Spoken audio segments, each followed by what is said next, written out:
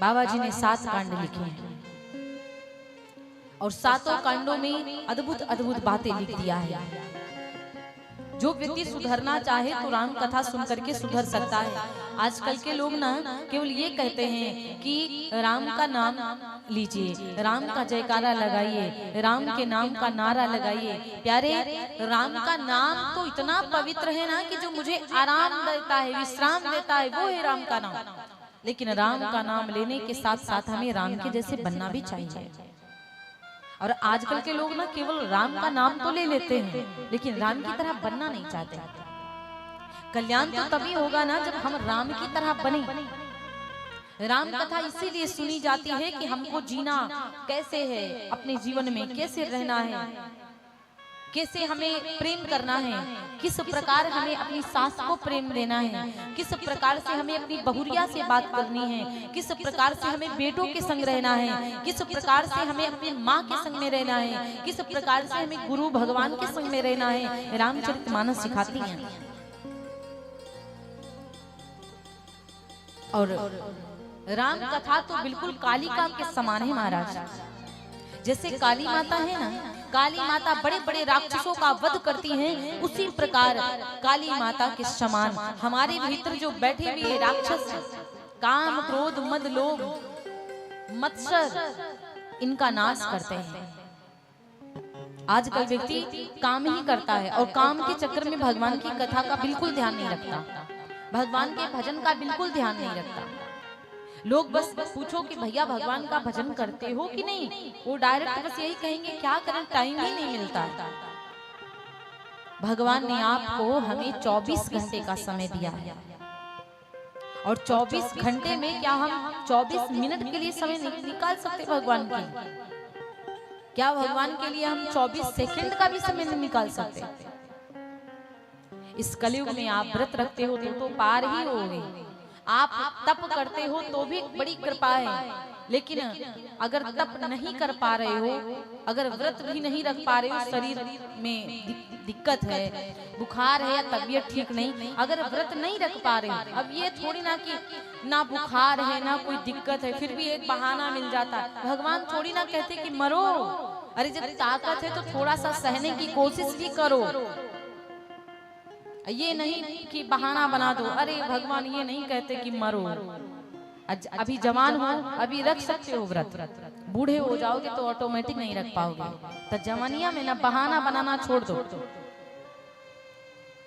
और अगर किसी कारणवश हम व्रत नहीं रख पा रहे हैं तो भगवान का नाम लीजिए, क्योंकि यहाँ पर बिना आधार कार्ड के काम नहीं होता है। आप कहीं भी चले जाओ, कोई सरकारी काम करवाने के लिए यही पूछा जाएगा आधार कार्ड लाए हो कि नहीं लाए हो। अब अगर बोले कि नहीं लाए तो बोलेंगे दोबारा आना फिर लेकर के, तब काम होगा आपका। तो यहाँ पर बिना आधार कार्ड के काम नहीं होता, तब ऊपर भी बिना आधार कार्ड के काम होने वाला नहीं है। बड़ी सुंदर बात लिखी, कलयुग केवल नाम आधारा, कलयुग केवल नाम आधारा, कलयुग केवल नाम आधारा, कलयुग कलयुग केवल नाम आधारा, कलयुग केवल नाम आधारा। सुमेरी सुमेरी नर, सुमेरी सुमेरी नर उतरहि पारा, सुमिरी सुमिरी नर उतरहि पारा।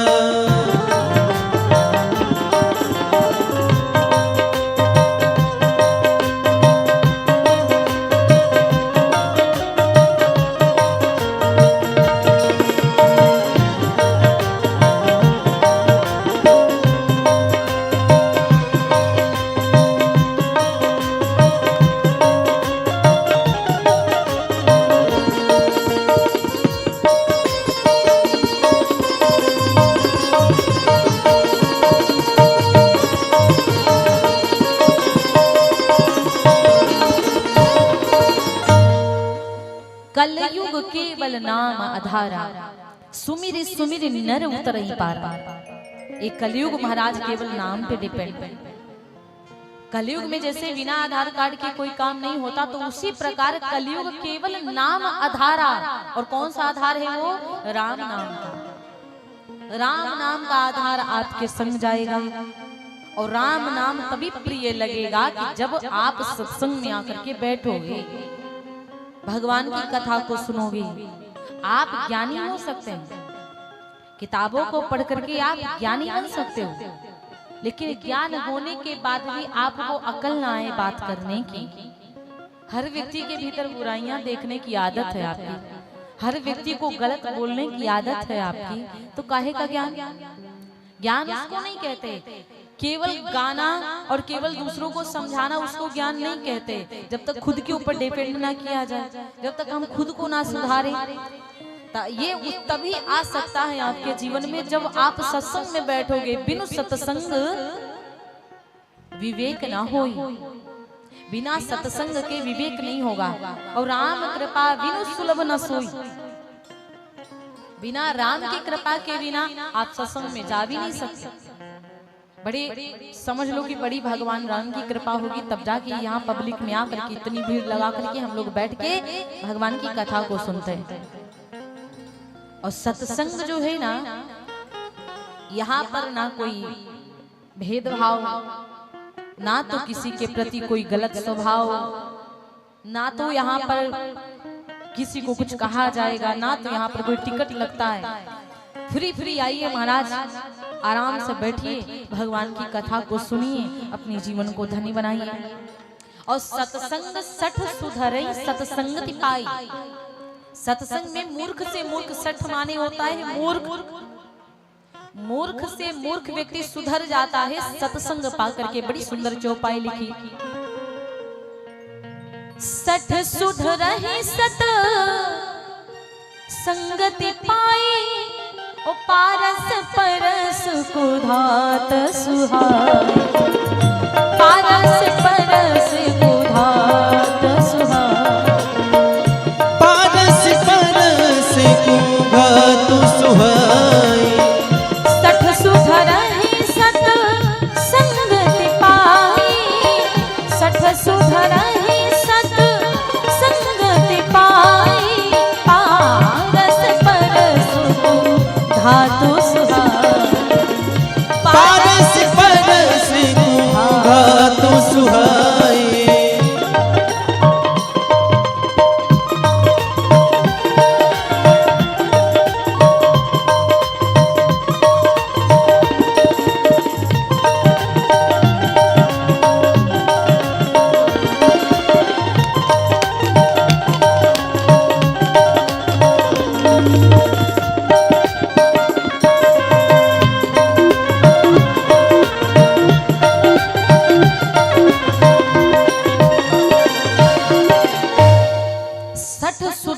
सत्संगति पाए, और पारस परस कुधात सुहाई। पारस मणि जानती हैं आप लोग? पारस बटिया जानती हो? एक पारस मणि होती है महाराज, लोहे में छुआ दो तो सोना बन जाता है। ये पहले की कहावत है कि पारस मणि लोहे में छुआओ तो लोहा भी सोना बन जाता है। तो उसी प्रकार मूर्ख से मूर्ख व्यक्ति भी आकर के भगवान की कथा में बैठ जाए, सत्संग में समय देने लग जाए, तो वो भी मूर्ख से अच्छा इंसान बनने लगता है। ये मैं नहीं कहती, ये रामचरितमानस में लिखा हुआ है, बाबा जी ने लिखा है। इसलिए सत्संग सुनो, मन में ये भाव मत लाओ कि मैं एक बार नहीं कई बार कथा सुन चुका हूँ, रामचरितमानस कई बार सुन चुका हूँ। ये गिनिए नहीं महाराज, क्योंकि आप गिनोगे तो आपके पुण्य क्षीण हो जाएंगे। आप जितनी भी कथा सुने वो सब समाप्त हो जाएगा। भगवान की कथा को गिनो ना, कितनी बार सुने, और जितनी बार सुनो उतना ही कम मानो। और भी सुनिए, एक बार सुन लिया तो बार बार गा रहे हो कि मैंने इतनी बार कथा सुनी, 2 बार सुन लिया तो 4 बार गा रहे हो मैंने इतनी बार कथा सुनी। पाप कितने करते हो, गिनते हो कभी? पाप करते जाते हैं, उसकी गिनाई नहीं करते हैं कि मैंने आज 4 पाप कर दिए, गलतियों से नहीं करूंगा। लेकिन भगवान की कथा को सुन लिया तो गिनती करते हैं कि मैंने इतनी बार सुनी।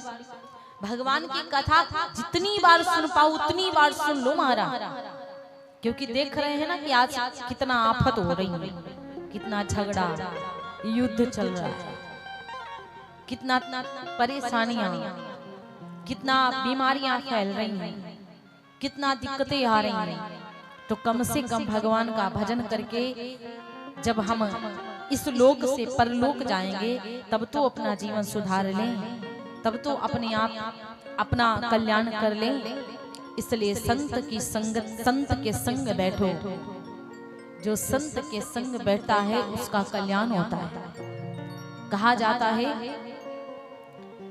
भगवान की कथा सुनने के बाद भी सुनने की इच्छा जागृत हो जाए तो समझ लीजिए कि उसके मन में बड़ा भगवान के प्रति प्रेम है। और बार बार यदि भगवान राम जी की कथा सुनने की इच्छा करे तो समझ लीजिए कि बड़ी ही भगवान की कृपा आपके ऊपर है। ठीक इसी प्रकार कहा जाता है कि प्रयागराज में संतों का आगमन होने लगा। और जब प्रयागराज में संतों का आगमन होने लगा तो वहां पर महाराज श्री भरद्वाज जी रहते हैं। भरद्वाज मुनि बसहि प्रयागा, तिनहि राम पद अति अनुरागा। भरद्वाज जी महाराज प्रयागराज में बसते हैं जिनको बड़ा ही भगवान के चरणों से प्रेम है। और तापस सम दम दया निधाना, परमारथ पथ परम सुजाना। तपस्या करने वाले बड़े संत हैं वो, कोई छोटे मोटे संत नहीं है, बहुत बड़े संत हैं। उसके बाद भी उसके बाद भी शांति धारण करने वाले हैं, उसके बाद भी संतोष करने वाले हैं, उसके बाद भी बड़ा प्रेमी है भगवान के चरणों के।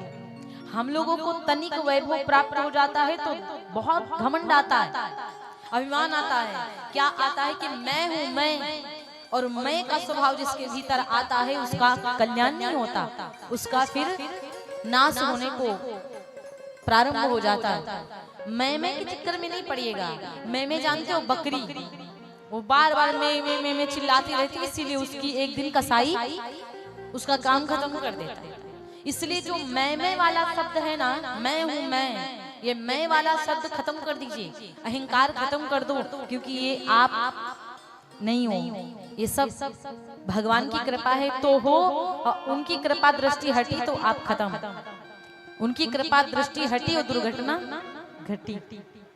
बोलिए व्यास भगवान की। इसलिए महाराज ये मैं वाला शब्द अच्छी बात नहीं है करना। अब भरद्वाज जी महाराज प्रयागराज में रहते, वहां पर बहुत संत आए, संतों का आगमन हुआ। धीरे धीरे समय व्यतीत हुआ, सारे संत कुछ दिनों तक प्रयागराज में निवास करते हैं, रुकते हैं। खूब बढ़िया संगम संतों का लगा, खूब बढ़िया भगवान की कथाएं होती हैं। लेकिन भरद्वाज जी महाराज जी का मन अभी भी नहीं भरा है भगवान की कथा से, राम जी के नाम से भरद्वाज जी का मन अभी भी नहीं भरा। आज जागबलिक जी महाराज, जिनको याज्ञवल्क्य जी महाराज कहते हैं, तो जागबलिक जी महाराज बैठे थे। भरद्वाज जी महाराज जागबलिक जी के पास में आए, हाथों को जोड़ करके बैठे और उन्होंने एक बड़ा सुंदर प्रश्न किया। भरद्वाज जी महाराज कहते हैं कि मैंने राम जी के नाम के बारे में बहुत सुना है, आखिर ये राम नाम इतना पावरफुल क्यों है, इतना पावरफुल क्यों है।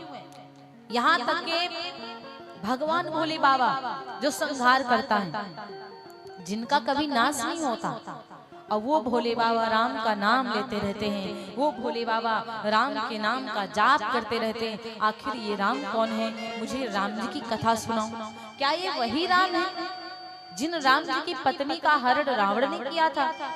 क्या ये वही राम है जो अयोध्या के राजा दशरथ के बेटे राम? क्या ये वही राम है जिन्होंने रावण को मारा था?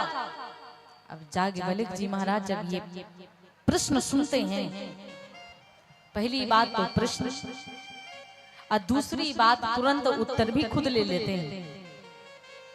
अब जागबलिक जी महाराज से जब ये प्रश्न किया भरद्वाज जी महाराज ने, तो याज्ञवल्क्य जी महाराज यानी कि याज्ञवल्क्य जी महाराज ने बड़े प्रसन्नता पूर्वक कहा कि भरद्वाज जी, आपके मन की बात मैं समझ रहा हूँ, आपको पूरी राम कथा भी पता है और आपको ये भी पता है कि वो राम है कौन।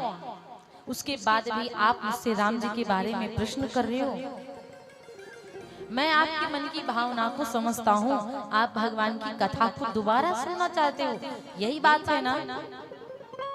भरद्वाज जी महाराज बोले, प्रभु आप जो समझना चाहते हैं आप समझिए, लेकिन मुझे राम जी की कथा सुनाइए, मुझे राम जी के बारे में बताइए कि आखिर ये राम हैं कौन।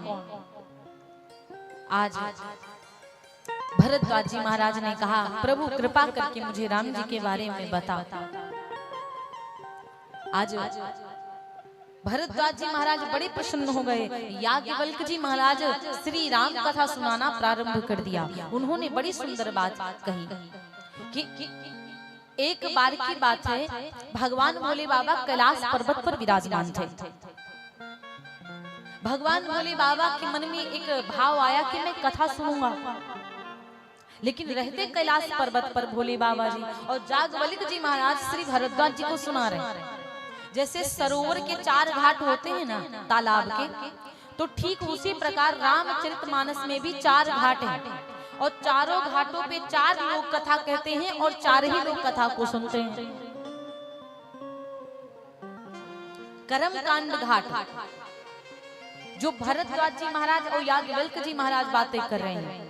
अब दूसरा देखिए, याज्ञवल्क्य जी महाराज ने कहा, एक बार की बात है कि एक बार त्रेता युग माही, हरे त्रेता युग माही, एक बार त्रेता युग माही, शंभु गए कुंभधर सिपाही, शंभु गए कुंभधर सिपाही, संग सती जग जननी भवानी, संग सती जग जननी भवानी, पूजे ऋषि अखिलेश्वर जानी, पूजे ऋषि अखिलेश्वर जानी, पूजे ऋषि अखिलेश्वर जानी। राम कथा मुनि बरज सुहाई, राम कथा मुनि बरज बखानी, राम कथा मुनि बरज बखानी, सुनी महेश परम सुख मानी, सुनी महेश परम सुख मानी, सुनी महेश परम सुख मानी।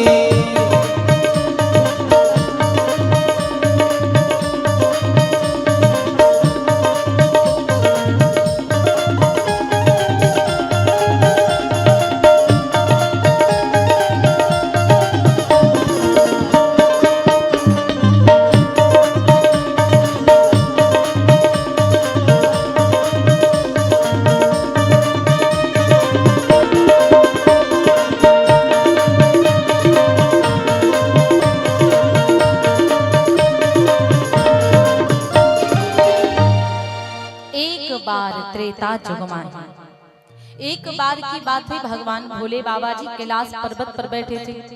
मन में आया कि भगवान की कथा सुनने के लिए जाऊं, राम जी की कथा सुनने के लिए जाऊं। और चाहते तो बाबा जी कथा सुनाने वाले को ही बुला लेते, लेकिन भगवान भोले बाबा जी कथा सुनने के लिए नीचे गए कैलाश पर्वत से उतर करके महाराज। और जब कैलाश पर्वत से उतर करके नीचे को गए तो अकेले नहीं पहुंचे, संग में सती माता को भी लेकर के गए। और जब संग में सती माता को लेकर के गए तो सती माता की डिग्रियां बढ़ गई। अब सती माता की डिग्रियां कैसे बढ़ गई, उनके नाम बढ़ गए।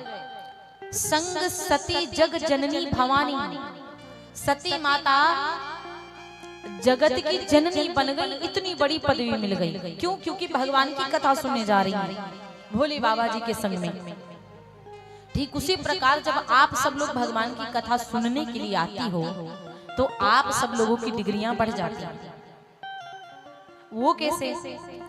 माता की डिग्री, माता तो बच्चे अपने कहते ही नहीं, लेकिन माता जी कितने प्यार से कहा जाता है, प्रिय माताएं, देवियां, और वैसे आप लोग तो देवियां हो ही महाराज, फिर भी प्रिय भक्त, भले ही कभी कोई भजन ना करता हो लेकिन यहाँ पे आएगा तो उसको बोला जाएगा प्रिय भक्त। भले ही व्यक्ति के जीवन में सज्जनता ना हो, दुष्टता ही भरी हो, लेकिन यहाँ पे आके उसकी डिग्री बढ़ जाती, प्रिय सज्जन कहा जाता उसे। ये सारी डिग्रियां बढ़ जाती हैं और खास करके भगवान की नजर में आपकी बहुत डिग्रियां बढ़ती हैं। इसलिए जो भगवान की कथा को सुनने के लिए जाता है तो उसकी डिग्रियां बढ़ जाती हैं।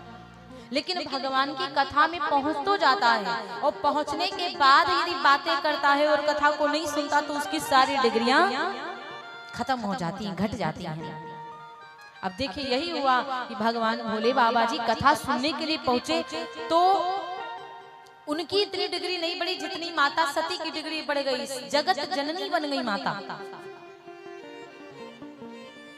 और जैसे ही कुंभट ऋषि जी के पास में पहुंचे भगवान भोले बाबा, माता शक्ति आदि शक्ति, बाबा जी ने विचार किया भगवान भोले बाबा जी आए हैं, संग में माता सती आई हैं, तो अखिलेश्वर हैं, इसलिए कुंभज ऋषि ने बहुत सुंदर मतलब बहुत सुंदर पूजा करी, सम्मान किया, खूब प्रणाम किया। और कथा सुनाने वाले बाबा ने जब सती माता को भोले बाबा को प्रणाम किया तो सती माँ के मन में संदेह बैठ गया, ये मुझे प्रणाम कर रही, कथा क्या सुनाएंगे? मैं कथा सुनने आई थी इनके पास और ये उल्टा मुझे प्रणाम कर रहे हैं। भोले बाबा कह रहे थे कि मैं राम की कथा सुनूंगा इनसे, लेकिन ये उल्टा हम दोनों लोगों की पूजा कर रहे हैं। इसका मतलब है इनको कथा बिल्कुल नहीं पता, ये क्या कथा सुनाएंगे? हमसे प्रणाम कर रहे हैं, हमको प्रणाम कर रहे हैं, मेरी पूजा कर रहे हैं। तो माता के मन में संदेह बैठ गया, संशय। और रामचरितमानस में संशय बहुत है। अगर आप मन से सुनेंगे, हृदय से सुनेंगे, प्रेम से सुनेंगे, विश्वास के साथ, तो रामचरितमानस में शंका नहीं आएगी आपके मन में। और अगर आप कथा व्यास के ऊपर ही शंका कर लिए, आप यदि उन्हीं के ऊपर शंका कर रहे हो कि क्या कथा सुनाएंगे क्या नहीं सुनाएंगे, तो फिर आपको राम कथा समझ आने वाली नहीं है महाराज। और राम कथा मुनि बरज बखानी, बाबा जी ने भोले बाबा को कथा सुनाई, सुनी महेश परम सुख मानी। भोले बाबा ने कथा सुनी लेकिन माता सती ने कथा को नहीं सुनी। और जब बाबा जी को, भोले नाथ जी को जब बाबा ने कथा सुनाई और जब भोले बाबा ने कथा सुन लिया, तब ऋषि ने पूछा कि मुझे भी राम जी की भक्ति बताओ, कि राम जी की भक्ति क्या है प्रभु। ऋषि पूछी हरि भगति सुहाई और कही शंभु अधिकारी पाई। जब भोले बाबा से ऋषि ने पूछा है और जब भोले बाबा ने सोच लिया कि इन्होंने मुझसे पूछा, अब मुझे मौका मिला है तो मैं सुनाऊं, तो भक्ति क्या होती है वो भोले बाबा जी के हृदय में थी। भोले बाबा ने ऋषि जी को सुनाई और ऋषि ने भगवान भोले बाबा ने को राम कथा सुनाई। इस प्रकार कहत सुनत रघुपति गुण गाथा, कछु दिन तहाँ रहे गिरिनाथा। धीरे धीरे समय भी ज्यादा हो गया था, एक दूसरे से कह रहे हैं, वो उनसे कहते हैं तो वो सुनते हैं और वो इनसे कहते हैं तो ये सुनते हैं। इसी में माता सती का दिमाग इधर उधर भटक गया, उन्होंने कथा नहीं सुनी। और भगवान भोले बाबा जी जब समय थोड़ा ज्यादा हो गया, भोले बाबा ने विचार किया भाई अब वापस जाना चाहिए, अब तो कथा को सुन लिए हैं, तो अब वापस निकल जाना चाहिए। तो विदाई मांगी, मुनि सन विदा मांगे त्रिपुरारी हरि रघु। जब मुनि से विदा मांग लिया, चले भवन संग दक्ष कुमारी। और जब विदाई को मान लिया तो देखिए चले भवन संग दक्ष कुमारी। माता जी जब कथा सुनने आई थी तो संग सती जग जननी भवानी इतनी डिग्रियां बढ़ गई थी, और अब कथा सुनी नहीं तो सारी डिग्रियां घट गई। क्या बची? केवल दक्ष की बिटिया। चले भवन संग दक्ष कुमारी, केवल दक्ष की बिटिया बची और बाकी संग सती मतलब जग जननी भवानी, ये डिग्रियां खत्म हो गई। अब भोले बाबा जी आगे को जा रहे थे। अब भोले बाबा जी विचार कर रहे थे कि आगे मैं जा रहा हूँ, काश भगवान राम जी मिल जाए, क्योंकि ये बात भी उस समय की है महाराज, जिस समय राम जी जंगल को आए थे, वनवास आए थे, और जिस समय भगवान राम जी का वनवास भी हो चुका था। और भगवान राम जी का वनवास भी हो चुका था, और वनवास के बाद में सीता माँ का हरण भी हो चुका था। भगवान भोले बाबा ठीक उसी समय कथा सुनने आए थे, और कथा सुन के जा रहे थे। अब मन में बस यही भाव चल रहा था कि काश भगवान जंगल में मिल जाते, काश भगवान जंगल में मिल जाते। और हृदय से यदि भगवान को याद करोगे तो पक्का मिलेंगे। और अगर आप हृदय से भगवान को याद नहीं करते हो तो आपको भगवान मिलने वाले नहीं।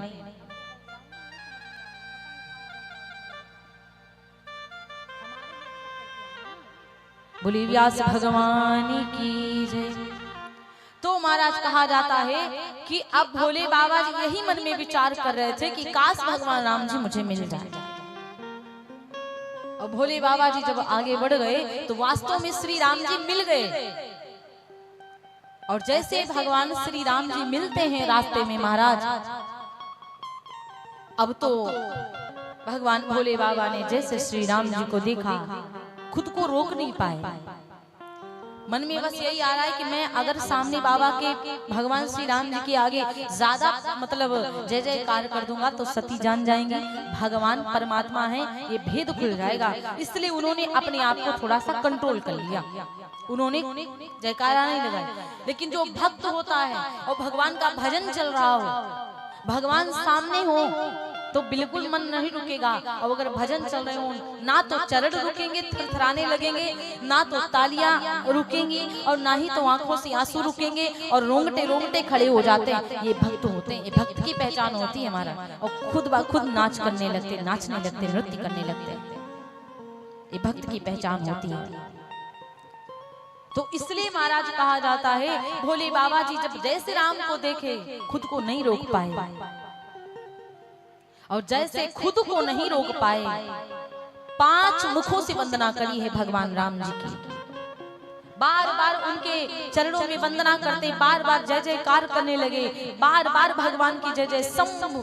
समय ही राम ही देखा, उपजा ही अति हर्ष विखेखा। इतना प्रसन्न हो गए, खूब प्रसन्न हो गए। और जिस समय राम जी को देखा इतना खुशी हो गए, इतना खुशी हो गई महाराज, कहा जाता है बार बार राम जी के चरणों में वंदना करने। क्या बात हो गई भाई, आप लोग बैठ जाइए। हरिओम। कुछ नहीं मैया, बैठ जाओ, बैठ जाइए आप लोग। व्यास भगवान की जय, सवरिया सेठ की जय। तो महाराज उसी समय खूब जय जयकार होने करने लगे भगवान भोले बाबा। बैठ जाओ। अब माता सती के मन में संदेह बैठ गया कि आखिर हो क्या गया है हमारे प्रभु जी को, जो हमारे भगवान भोले बाबा जी अपना मन। बोली व्यास भगवान की जय, बोली आदि शक्ति जगदम्बा मैया की जय। हर पल तुम्हारी याद आती रहे राघव, आती रहे। हर पल तुम्हारी याद आती रहे राघव, आती रहे। हर पल तुम्हारी याद आती रहे राघव, आती रहे। हर पल तुम्हारी याद आती रहे राघव, आती रहे।